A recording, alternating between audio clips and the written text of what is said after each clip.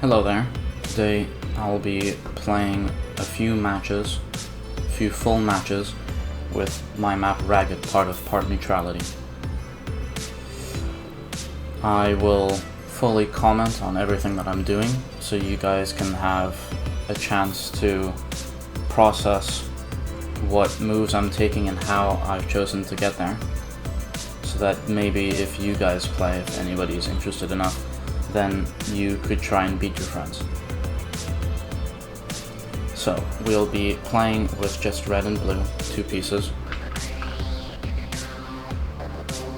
because it's just easier to manage for me. Well, let's play. So red will start. Red will take this point over to here, across this line.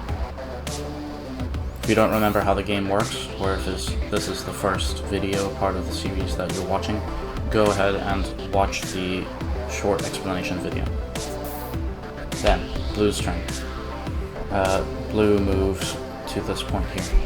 This point is also a ZEP activator, which, remember, transfers a signal through this cable and fries everything within this range. Then red goes, and red will try to get a bit closer to blue.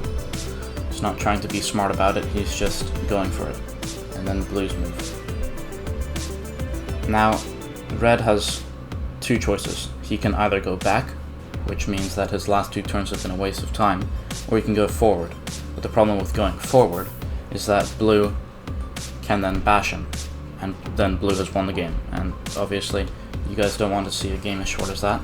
So we'll take the smart route and just go back. And blue can move forward. Right now there is no danger with the players, except that blue has the advantage, because if red is to try to move towards blue, blue can kill him. So right now this is a chase, red is running away, and blue is the one chasing. So red will run in this direction. And then, blue will try to follow. Red then sees this lock chain here. This is a huge lock chain that goes all the way around the map, allowing access to many different points. And so he'll take it. He'll take this over to this point here. That way he has very close access to the zap circle and can easily kill blue if he needs to. Blue only has one option now, because moving here, then red can instantly kill blue by activating the zap circle. So instead, blue will have to move in this direction. Now it is red's turn, so red will move onto the zap circle, and then blue will move onto this point here.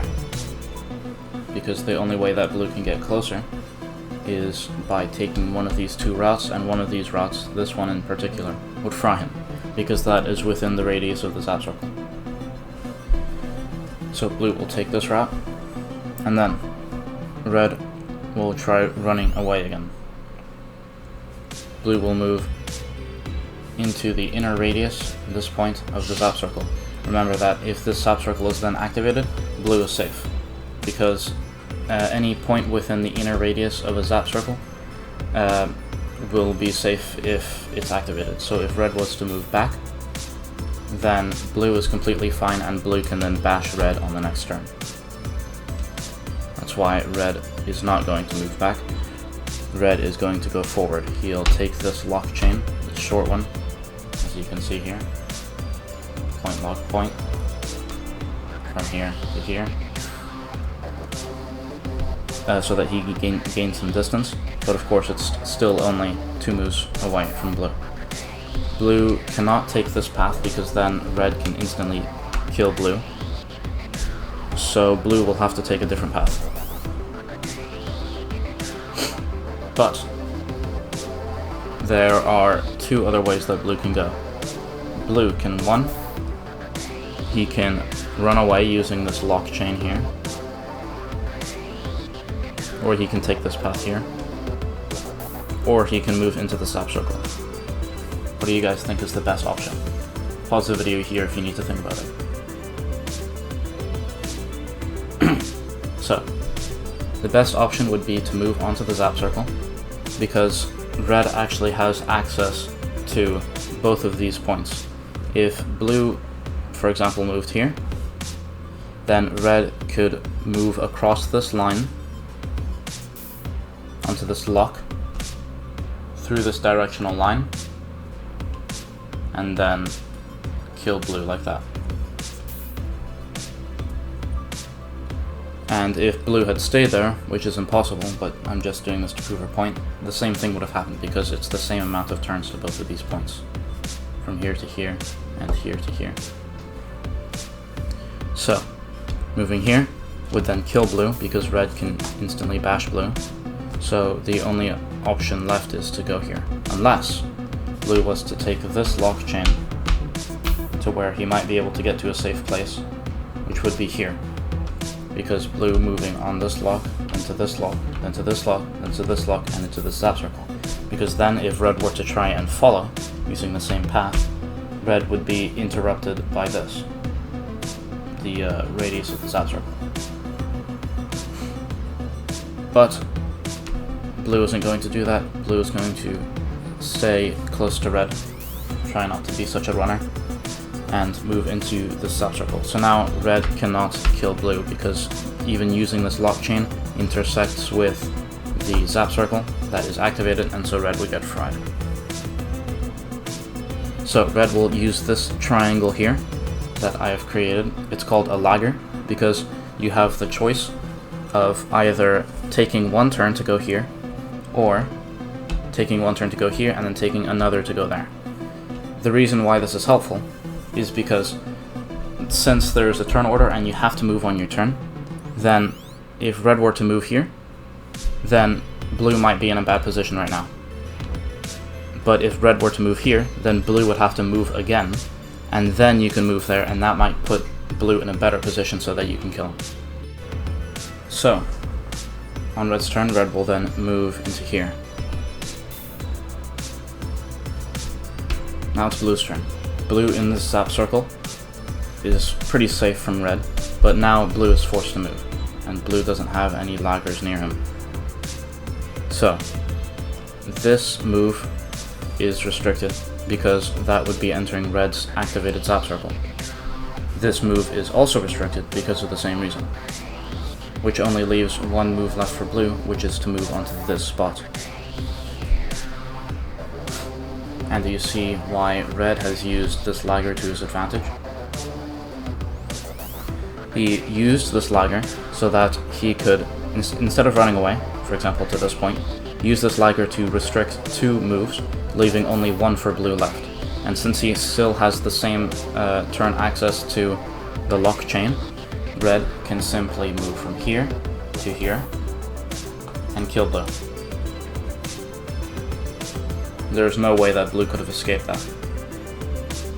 Not at least when he entered the zap circle and red had gone onto this point. Then blue is dead. Let's play another match.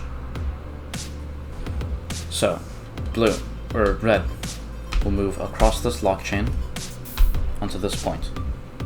This is good because it allows him access to quite a few points, one of them being this remote zap circle from this lock, and also a zap circle in case he needs to get to safety. Then, blue will take this path here. Red then realizes that maybe it would be a good idea if he took this path here, across these locks.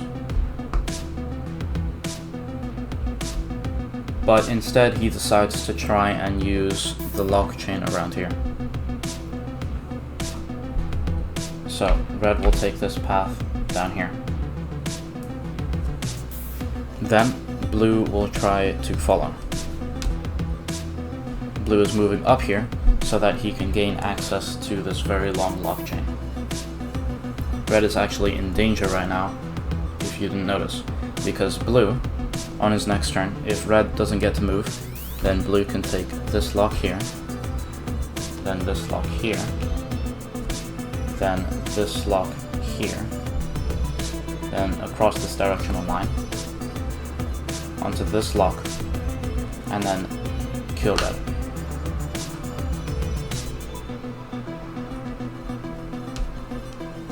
which is why red needs to use this turn to get to safety. So, red has two options. Red can either move into this zap circle, or red can move into this zap circle. This zap circle actually has a lock in the middle. And that means that if he wanted to, of course he could just skip it. And one thing about zap circles with locks in the center that you might not know is that, for example, if blue is here, then red moving across here, even if he was to move across the lock, this zap circle is still activated, even if it's just for that turn. So he steps onto here, it's activated, everybody in there is fried, and then he can move on to the next point. Which is interesting if you did not know that. So let's say that red uses this zap circle. Now blue cannot use this lock chain to kill red because getting to here would obviously kill him. So instead, blue will use the lock chain to move onto this point. Now is red's turn. So red will move onto this point here. Now, red has actually gained the advantage because blue has one move now that can easily get blue killed. So blue has the disadvantage and a chase has started. So blue will move this way onto here, just so that he can try to get close but not too close. But then, there's a very interesting strategy here that you guys might want to employ. Red will move into the center of this translation cube. If you remember what that does, moving into the center, you get to immediately transport yourself to any point within the square of the translation cube, except you are not allowed to put yourself on top of another player.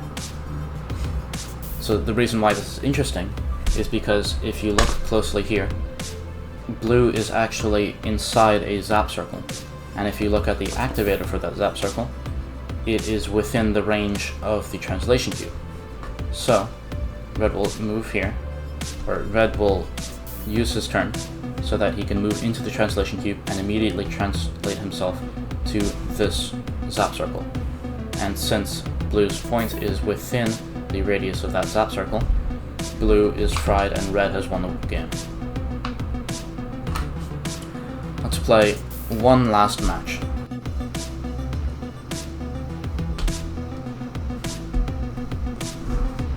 Red always starts, of course, because I'm using the turn order that I arranged, which, if you forgot, first goes red, then blue, and then green, and then orange. Red will take this path here. Then blue will use this lock chain here to gain access to where red was last time. Now, red has a bit of a problem. If red moves to any of these points in here, red is dead, because if you can't spot it, blue has direct access to a lock that can send a signal through a cable and fry everything within this radius. So if red was to move in here, or into here, or into here, this is all within the radius of this remote zap circle. So blue on his next turn can then kill red like that. So red will only have one other option here, which is to take this path. Now, blue will try to get close to red, and the easiest way of doing that is to move into the zap circle. Then red, he obviously wants to run away because blue still has very close access to this lock. Red will try to come closer, or sorry, blue will try to come closer, and blue can actually kill red in this instance. So let's say that red did not start running away. Let's say that red actually came closer again. Now, blue can actually kill red. Red is gone. So that, regardless of what red did in that situation, red is a goner.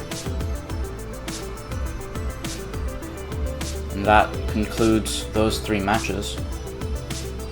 If you found that interesting, then go ahead and download the map, print it out for yourself, grab some pieces and play.